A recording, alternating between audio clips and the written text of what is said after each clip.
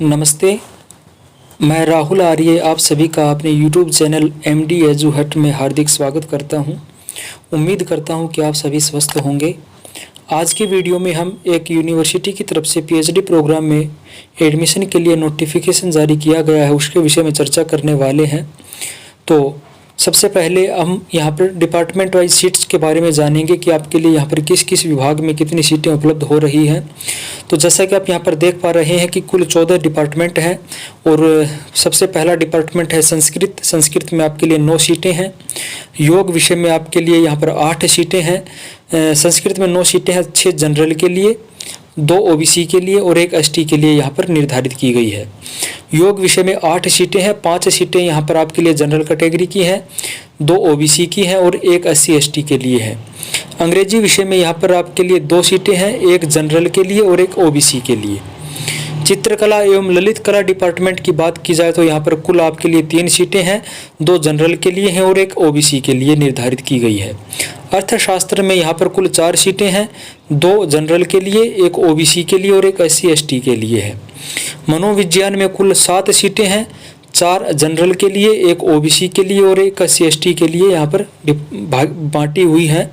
शिक्षा शास्त्र में हम बात करें 10 सीटें हैं, 5 जनरल के लिए, 3 OBC के लिए, 2 SC ST के लिए। इतिहास संस्कृति एवं पुरातत्व विभाग में यहाँ पर 8 सीटें हैं, 5 सीटें जनरल के लिए, 2 सीटें OBC के लिए और 1 सीट SC ST के लिए है। हिंदी डिपार्टमेंट में 8 सीटें हैं, 5 जनरल के लिए हैं, 2 OBC के लिए हैं और 1 यहाँ पर SC ST के लिए निर्धारित है। संगीत गायन में यहाँ पर कुल 4 सीटें हैं, संगीत गायन में 2 सीटें जनरल के लिए, 1 OBC के लिए और 1 SC ST के लिए है। संगीत वादन में भी 4 सीटें हैं, 2 जनरल के लिए, 1 OBC के लिए और 1 SC ST के लिए यहाँ पर बांटी हुई है। उसके बाद हम बात करें यहाँ पर समाज शास्त्र में भी 4 सीटें हैं, तो समाज शास्त्र में 2 सीटें जनरल के लिए, 1 OBC के लिए और 1 SC ST के लिए यहाँ पर निर्धारित है। समाज कार्य में भी यहाँ पर 4 सीटें हैं, इसमें भी 2 जनरल के लिए, 1 OBC के लिए और 1 SC ST के लिए है। सूचना एवं प्रौद्योगिकी डिपार्टमेंट में 12 सीटें हैं, 7 जनरल के लिए, 3 OBC के लिए और यहाँ पर 2 जो है वो SC ST के लिए निर्धारित हैं। तो ये हमने यहाँ पर डिपार्टमेंट वाइज सीट्स को देखा है।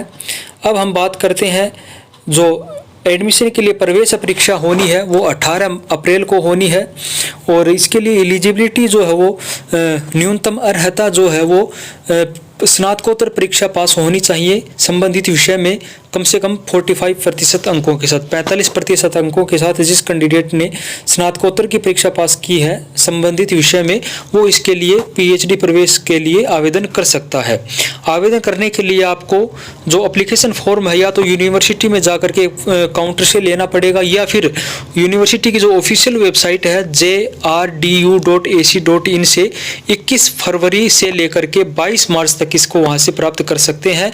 और इसका जो शुल्क है काउंटर पर आपको 2000 रुपये देना होगा और अगर आप वैसे ऑफिशियल वेबसाइट से डाउनलोड करके दे रहे हैं तो आपको डिमांड ड्राफ्ट तैयार करवाना होगा जगत गुरु राम भद्राचार्य दिव्यांग विश्वविद्यालय के नाम से, और तो आप इसको भेज सकते हैं। पूर्ण रूप से भरा हुआ आवेदन पत्र 22/3/2022 तक निदेशक शोध निदेशालय जगत गुरु राम भद्राचार्य दिव्यांग विश्वविद्यालय चित्रकूट के पास अवश्य प्राप्त हो जाना चाहिए। तो ये आपको 22 मार्च तक जो फॉर्म है वो यूनिवर्सिटी में पहुंचा देना है। तो एडमिशन के लिए जो प्रवेश परीक्षा होगी उसके जो प्रवेश पत्र हैं वो डाक से नहीं भेजे जाएंगे, वो आपको यूनिवर्सिटी में ही प्राप्त होंगे। वो आप 16 अप्रैल तक उनको प्राप्त कर सकते हैं। विलंब शुल्क के साथ जो है आप आवेदन कर सकते हैं 30 मार्च तक 2500 रुपये, 500 रुपये अतिरिक्त उसके लिए आपको देय होंगे, तो आप इसके लिए आवेदन कर सकते हैं। तो एप्लीकेशन फॉर्म जो है वो भी आप इसे जो नोटिफिकेशन जारी किया गया उसी के साथ में अटैच किया हुआ है, वो भी आप यहाँ से डाउनलोड कर सकते हैं और इसको भर करके और यूनिवर्सिटी में आप इसको भेज सकते हैं। ये आपके एडमिट कार्ड भी इसी में साथ ही अटैच हैं। तो ये आप देख सकते हैं कि जगत गुरु राम भद्राचार्य दिव्यांग विश्वविद्यालय चित्रकूट उत्तर प्रदेश की तरफ से पीएचडी प्रवेश अधिसूचना 2022 जारी की गई है। तो इसके लिए जो आवेदन कर सकते हैं वो केवल दिव्यांग अभ्यर्थी ही इसके लिए आवेदन कर सकते हैं। तो पीएचडी प्रोग्राम में यदि आपके डिपार्टमेंट में इसमें सीट बनती नज़र आ रही है तो आप इसके लिए आवेदन कर सकते हैं। तो आज मेरे पास ये अपडेट थी आपके लिए। इसी तरह की अपडेट्स के लिए आप हमारे चैनल के साथ जुड़े रहें। मिलते हैं अगली वीडियो में, तब तक के लिए धन्यवाद, नमस्ते।